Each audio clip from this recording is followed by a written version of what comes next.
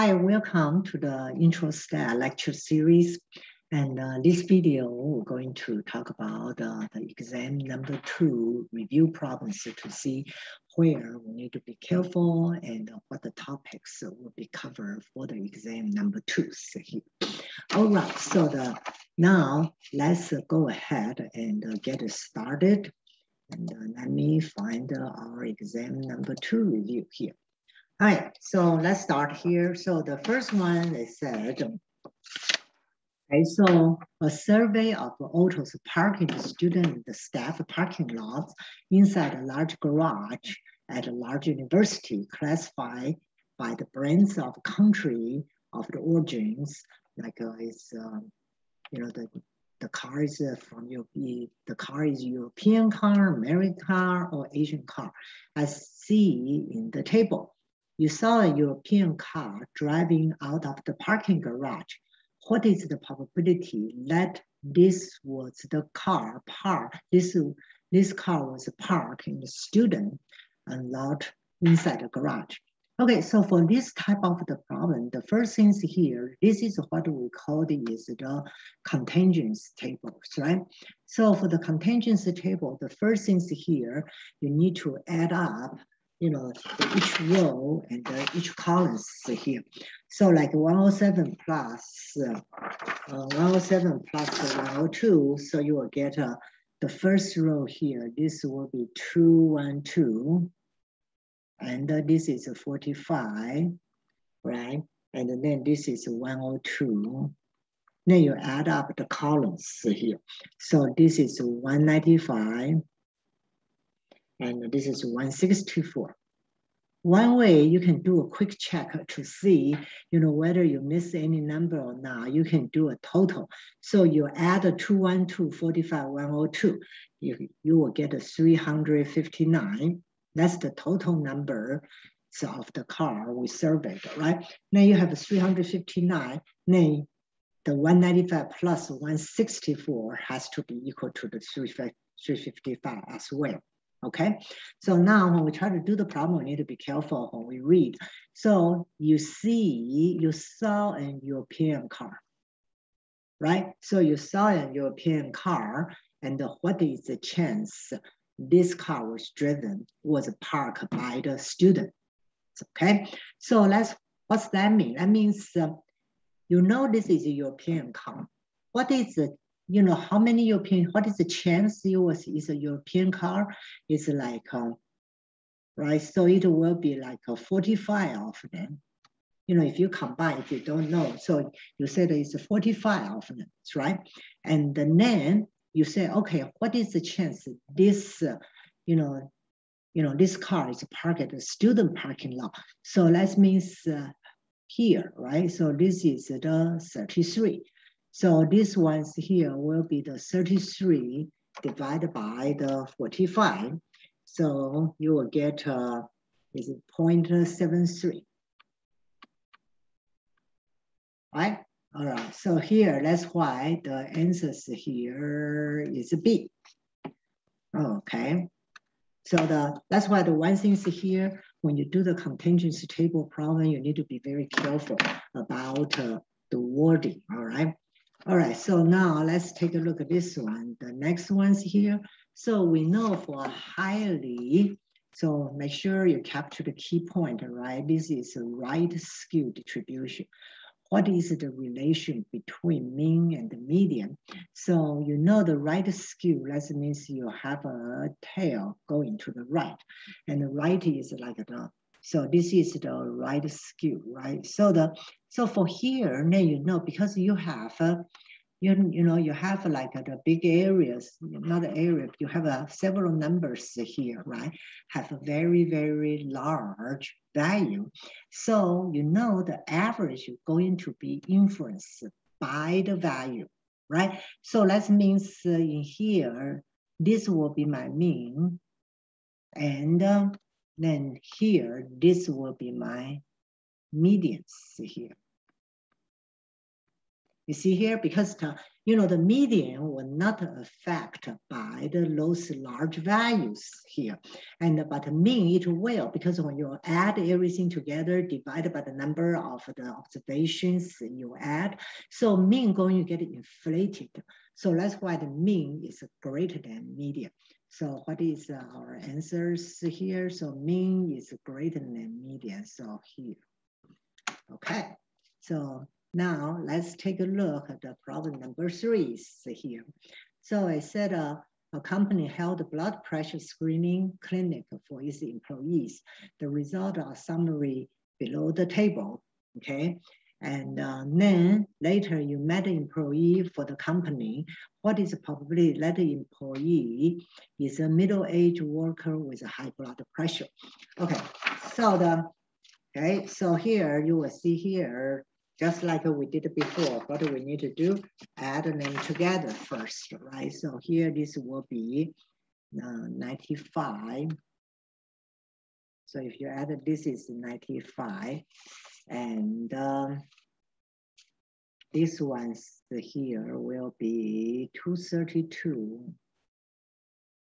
And this one here will be 147. And then you add the column, you add this one will be 98, and 179, and 197 here. Okay. Then if you add both of them together, this will be the 474. Like I said, this will be a good check-in to see you put any wrong number in your calculator. You add this column has to be equal to you add this, you add the rows here, right? Okay, now let's take a look at what they ask us here, okay? So it says you met an employee, okay? You find an employee in this company, and what is the probability that the employee is middle age and with a high blood pressure? So I look here, so this is my employees, right? So I know my employee with middle age and high blood pressure. Middle age and high blood pressure is here, correct? And so how many total employees in this company have is 474, correct? So I have a 51 over 474. So let's see what is the 51 over 474. So I'm going to have, approximately, so this one will be 0.10756. Then you can just round it up to the 0.011. Okay, so that's why the answers here is B. Okay, all right, so the number 4, this is about the z-score. So for the z-scores here, typical we want to graph, right? So it says here, it said for the given probability z greater than 1.05, less than z0 equal to the 0.8385. What is the value of the z? Remember we said always if you graph will help a lot, right? So in here, then this is 0, this is negative 1.05, right? So this is negative 1.05, and z0, this is the number we try to find here. So it's tell you within these two values here, the chance, this one's here is 0.8385. So they want you to find the value of z0. So we know we can use the inverse norm to find it, right? But the inverse norm is always, what is the requirement for the inverse norm function in the TI-84? It has to be the tail area. Or you will say, well, I think it will be not confusing here. You will say the area you need to input in the TI-84 calculator is equal to what? So is the areas here will be what? The area to the left of Z zeros, right? So what we are missing here, so this is what we are missing here. This little tail part we are missing, but I can find this little tails, right? By using the, by using the CDF, normal CDF. Okay, let's take a look at what we can do. Let me go to my calculator, and we can, let's see here. Okay, here you go. All right, so let me go to the calculators here, right? So in here, you see first things here, right? So you want to do, so let's do it one more time here, right? So let's do it one more time. So you have second vars, right? So you want to use the normal CDF. So you use the normal CDF. You want to get that purple area. So here, then the up area is negative 1.05. Remember, negative, you cannot just type the minus sign. You need to use this one. So it's a minus 1.05, right? And the mean is 0 sigma. So it's like, okay, this will be, so you will get here,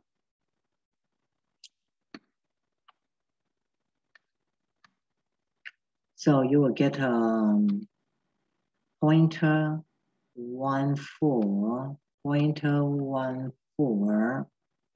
0.1469. Okay, so it's 0.1469. Now, okay, so that is the little pink area I just draw. Now you're going to add this one with 0.8385, right? Then you can just say the second answer plus 0.8385, 0.8385. You don't really need to kind of write it down, right? Okay, so here you will have 98535. Okay, so you have 98535. And now let's try to take a look. How do I get a Z0? This is the area, right? So this is the, this is the area. Okay, so this is the area on the left-hand side of the Z0. Okay, now the last things here, I'm going to use the inverse norm, right? So the inverse norm. So what is the area? The area is what I just calculated. So you can say the second answer, then do like this, okay? So I got a 2.1796. Okay, 2.1796. Let's see, do we have any answer match that? Okay, so I have a 2.7. So my answers here, the Z0 from the calculator is 2.1786, right? So you can carry over. So it's a 2.18. You see that? Okay. Next one's here. All right, so the next one's here. A clean air standard requires that the vehicle exhaust emission not exceed the specific limit for various pollutants. Many states require that cars be tested annually to be sure they meet this standard. State regulators are checking up on repair shop to see if they are certifying vehicles that do not meet the pollution standard. Would the power be greater if we used 5% or 10% here? All right. So remember that, right? So power is the same directions with the significance level. So I know the power will be what? So for the 10% level of the significance is here. So because this is my alpha values, right? So alpha value higher, power higher. So now we'll say the power will be greater if a 10% the level. So I know this one we can cross out, this one cross out. So we know the power going to be higher, going in the same direction as the as the alpha value. Now let's take a look here to see which one. They say the power is 10% significance because there is less chance of rejecting H0, and the power will be greater if 10% level cut because there's a great chance of rejecting H0. So this one's here, think about it here, right? So, you know, like if this is, if this one's here, this tail, this is a 0.05. This is a, right? So that you have like a first, right? And then you say, okay, here, this green one is what, point 0.1, right? So which one will be easier for your test statistic fall into the rejection region? 0.1. All right, so that's why we said, you know, your power will be greater is because you are getting easier to reject H0s here. You put a tighter, you know, you put it like a, you know, the tighter, you know, like the loose requirement, right? So that's why. Okay, now the number 6 here. All right, we learned about box plot, and so there, of course, the box plot has many benefits, but the main benefit is here. So it's easy to construct, easy to compare, show 50% of the points.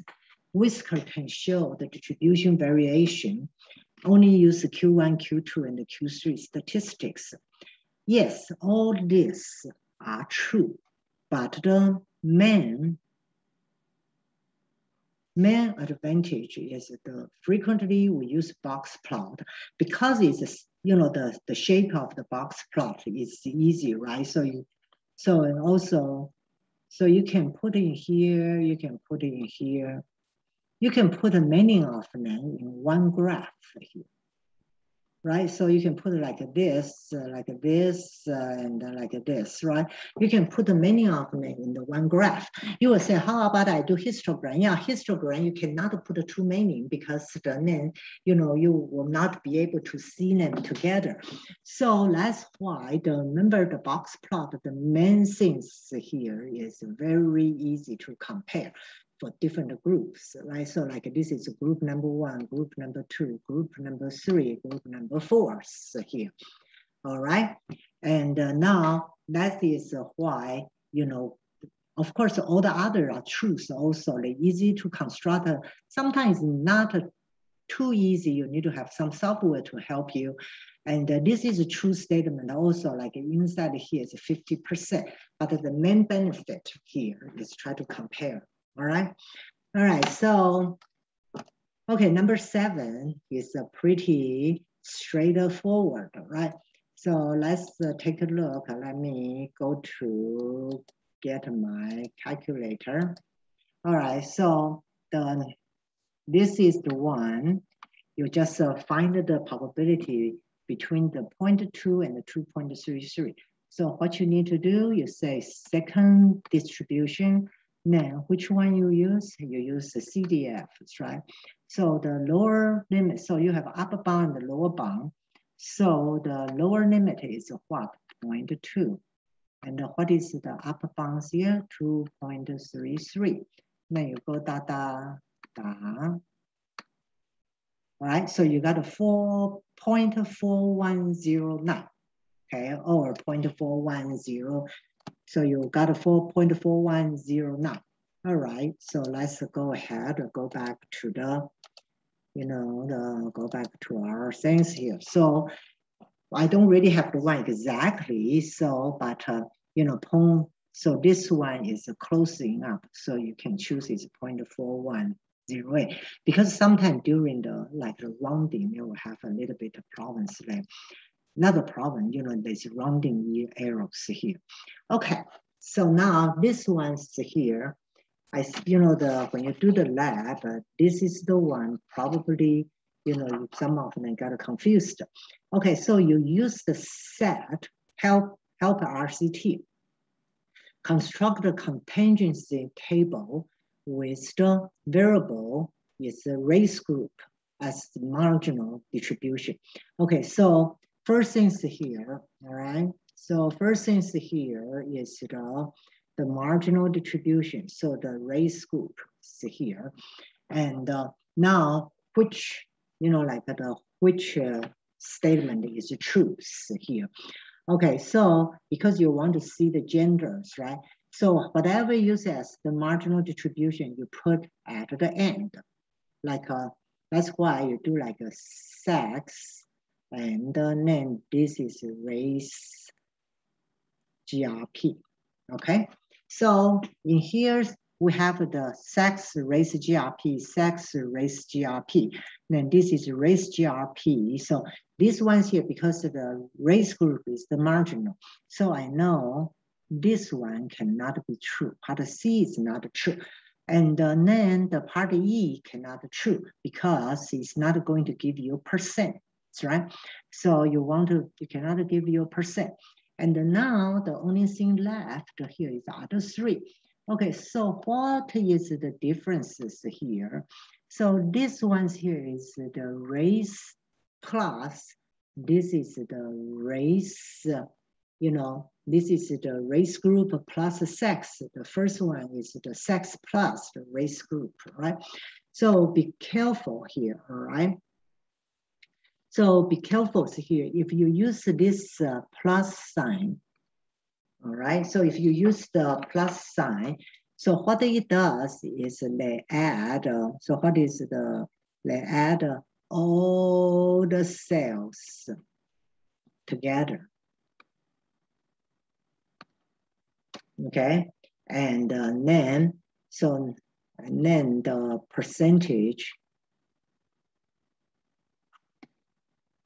add up to 1.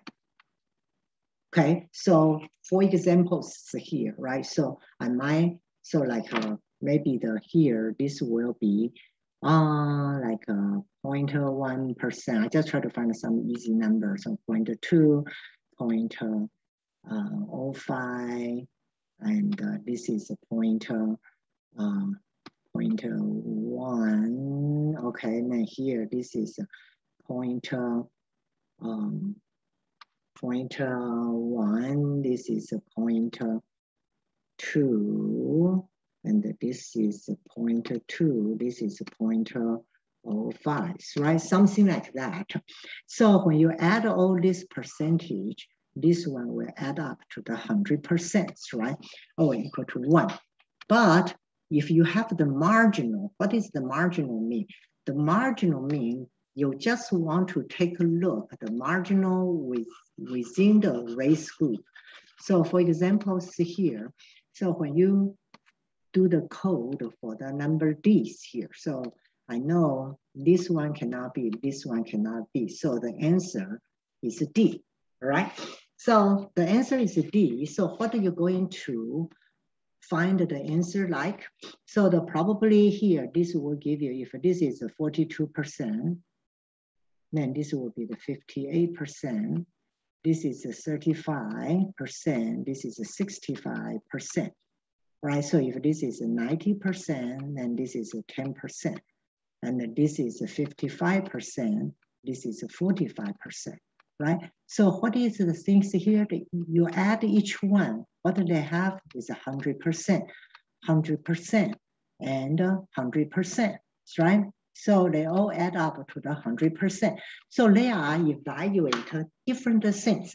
So that means what is this table? That means under the black, what the percent is male and female.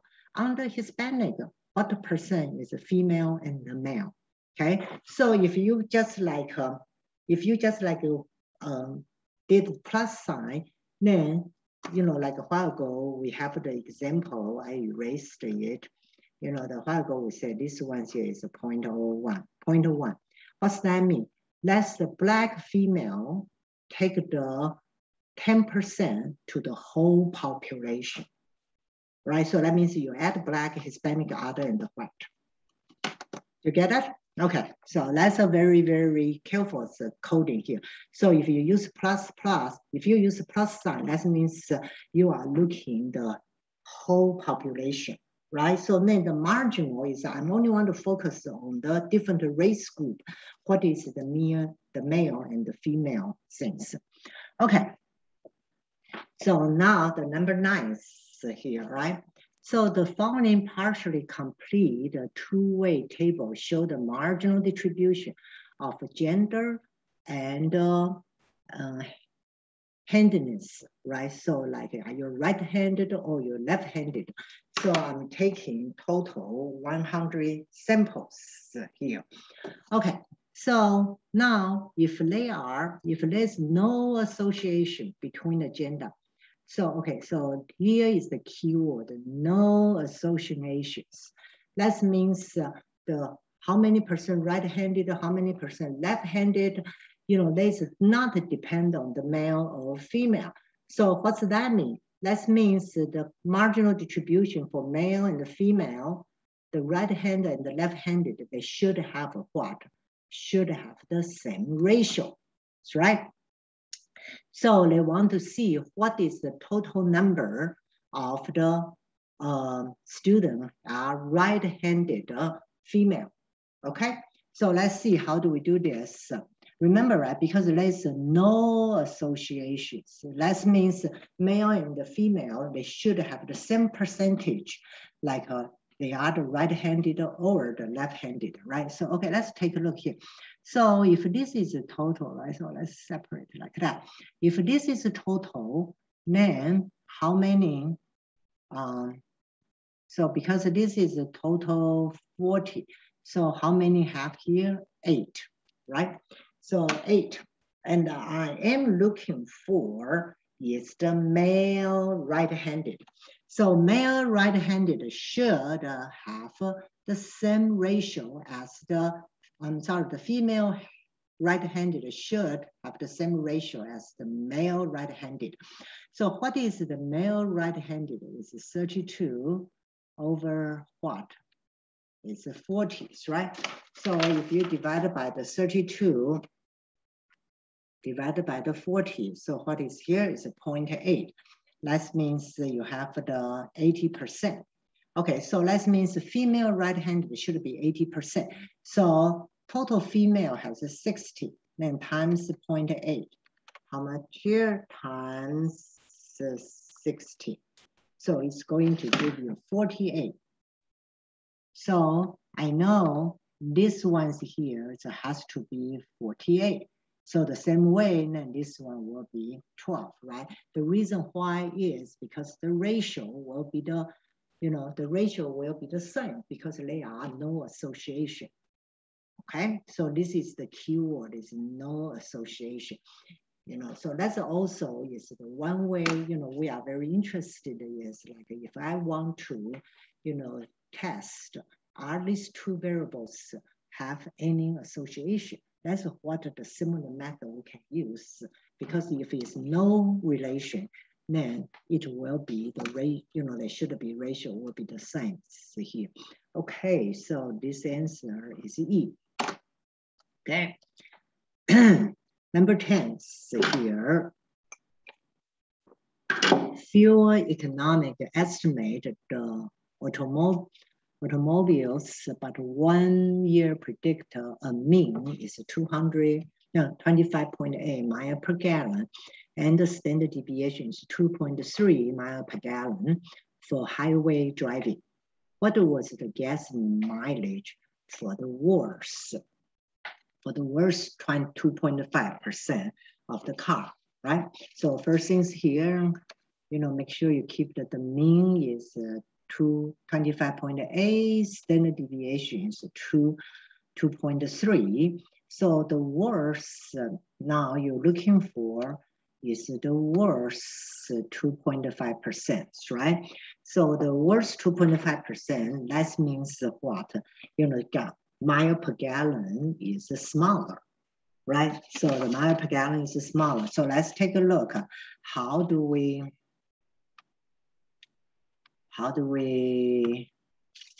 do that? All right, so now here you see my calculator. So now, all right, let me clear that. Because I'm looking for So basically, if you want to graph it for your problem, you basically, okay. So now, okay, so you do, you say second DISTR. Now you're doing what? Inverse norm, right? You do the inverse norm. And let's say, what is the area? Worse 2.5%, that will be the left area, right? So the 2.5% is what? 0.025. Now, what is the mean for here? It's 25.8. And what is the sigmas here? This is 2.3. Now we go boom. So what do you have here? It's 21.292. 21.292, right? So let's go back to my worksheets. So based on my calculations, 21.292 here. So for these ones here, if you want to do a graph, maybe that will help you. So here, this is the mean, is 25.8 miles per gallon, right? You want to find the less, like a worse 2.5%. So this area is what, 0.025. So what do you try to do here? You kind of similar, try to find the z-score. That's why you use, you use the, the inverse norms here. So 21.29, I think that's what we calculate, 21.29, that's right, 21.29. So that means they will get less than 21.2. So this is the closest one, so it's 21.2, mile per gallon here. All right, okay, now let's take a look at number 11.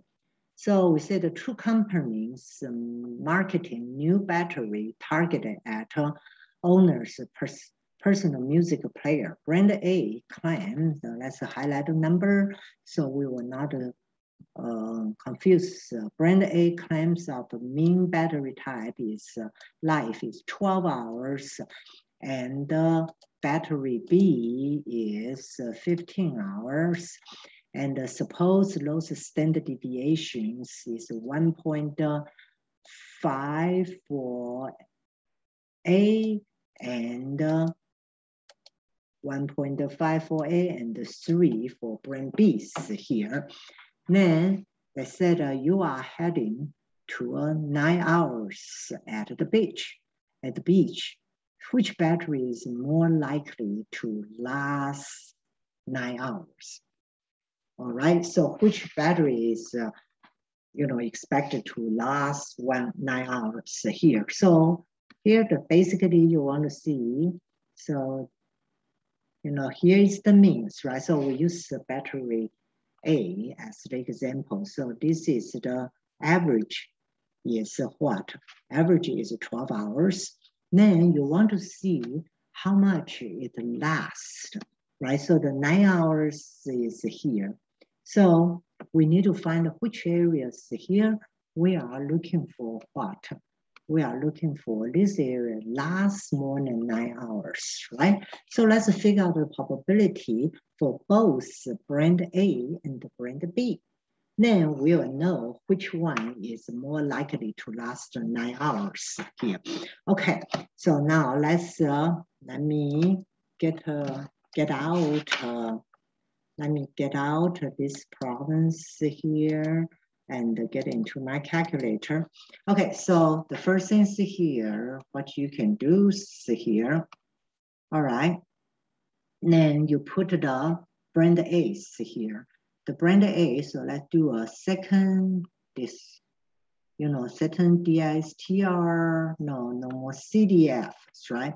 So you want to see the yellow area, correct? You want to see the yellow area. So that means you have 9 here. And then the up area is to the, the infinity. So for the easy, you can just say 9, 9, 9, 9, 9, 9, 9. So it's some very large numbers, right? Okay, now the means here is what? It's 12 hours. and standard deviation is 1.5, right? Then you can see here, it will give you 0.977249. Okay, so it will give you 0.977249. So let's do the same things. It's the second verse. You go into the normal CDF. You do the same thing. Your lower boundary is 9. Then in here, you want to find the upper boundary and the means here, right? So this is for brand B. The mean is how many? 15, right? Now what is the sigma? Sigma is 3. Okay, let's take a look. Wow, 0.977249, right? So based on this calculation, right? So based on this calculation, so what do you say here? The brand A and the brand B. So what happens here? They are going to have, both of them are going to have the same performance, right? To last for the 9 hours here, right? So because they both got 0.9778 here, right? So this will be here. All right, so number 12 is here. So what will be the best chart to graph the data from a contingency table, which is easy to see whether is any associations, right? Now we want to see any association between the two variables.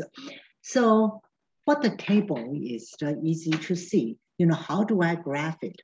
So the most efficient one is we call it is a segmented bar chart. Okay, so what is a segmented bar chart? This is what looks like. A while ago, we did problems, right, with the different race and the male and the female, right? So you can have like, this is a black, this is a white, this is a Hispanic, and this is other for each group, right? So the segmented bar chart is always to the 100% because so it will be like this. Okay, they always will be 100%. Okay, so they always be 100% because the race group here right now, it is the what?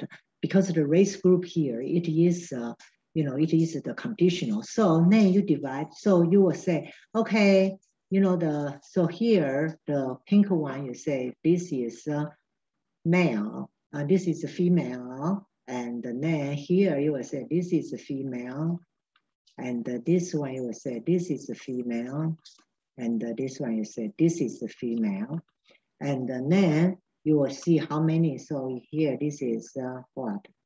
This is the male, and this is the male, and this is the male, and this is the male, right? So you see, so now you can see the percent differences.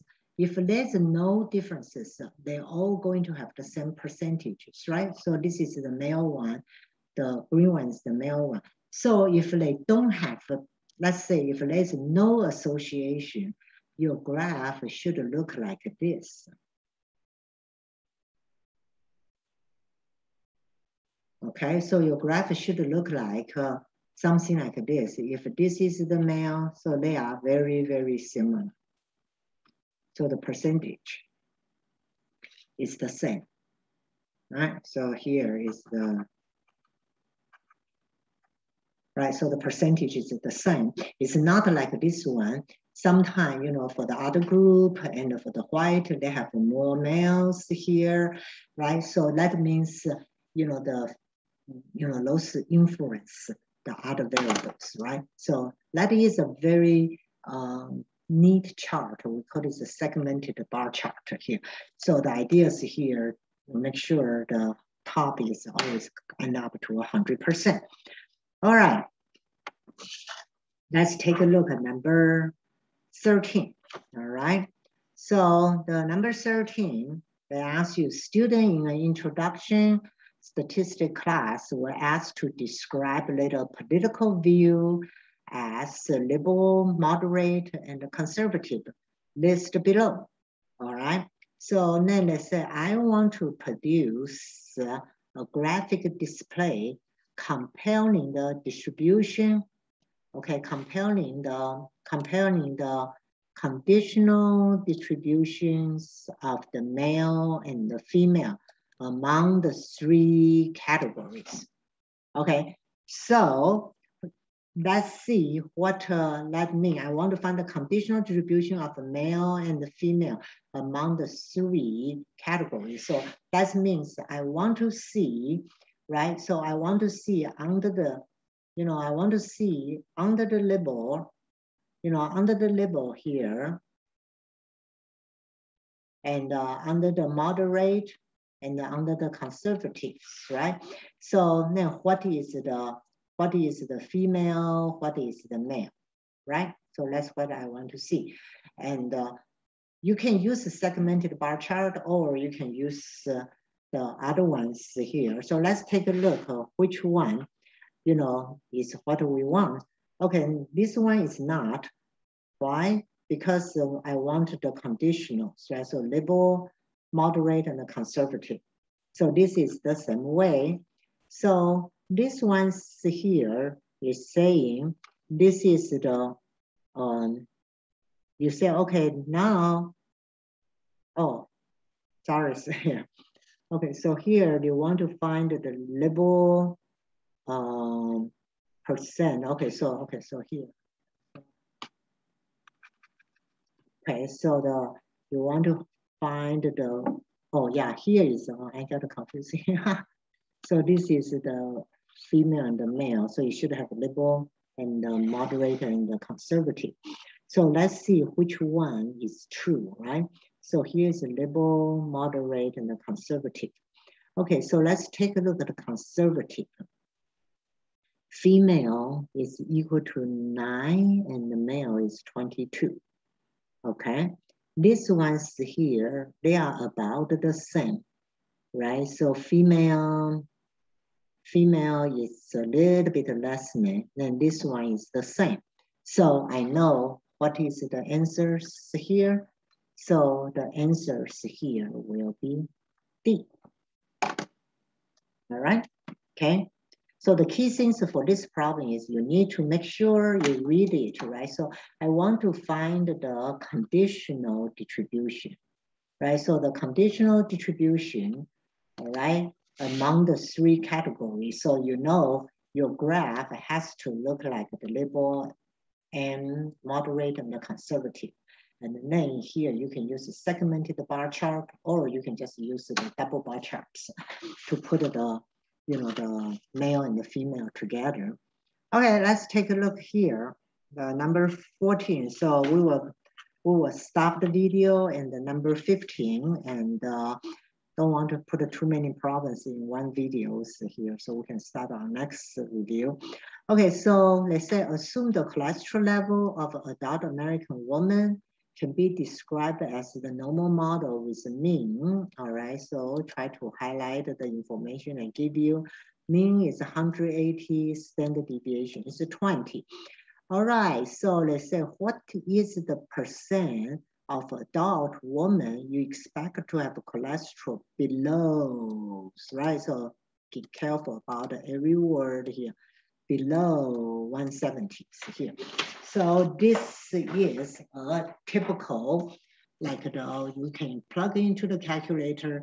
So basically this one is to tell you, now I have the cholesterol level, this is 180, right? So you want to find the woman's below 170. So you are looking for what? This area, right? You are looking for this area, this is 170. Okay, now let's go ahead and use the calculator to see how do we do that. So here, where's my calculator go? Oh, here. Okay, so now, okay, so let's take a look. That will be the CDF again, right? Okay, so I will do second bars Then it's the CDF, right?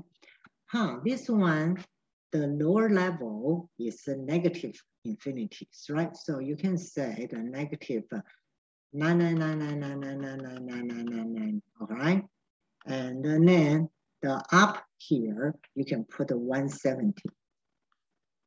Then what is the means here is 180.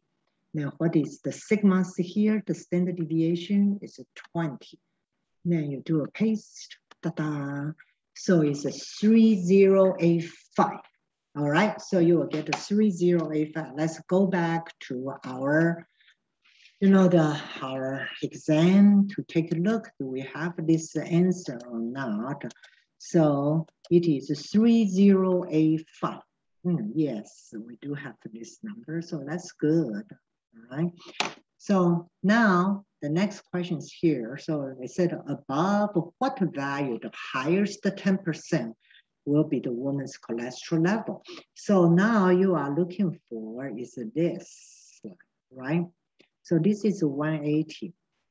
What are you looking for? You want to find this number. What is the cholesterol level? Then if you are above it, the highest 10%, that means this is the highest 10%, right? So that means this area is a point of what? 0.1. So I want to find like a similar like the z-scores here, right? So, okay, so what do we need to do? Use the inverse norm, right? So let's go to the stop sharing and then we'll go into our calculator. All right, so now let's do a clear. So you do a second distributed, then you do the inverse norm. Remember the area is always to the left of the value you want to find, correct?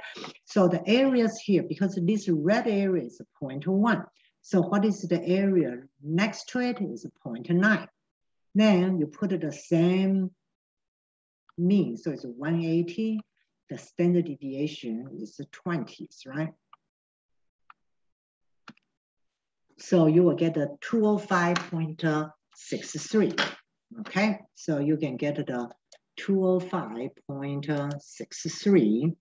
So from the calculator, I'm getting this will be 205.63.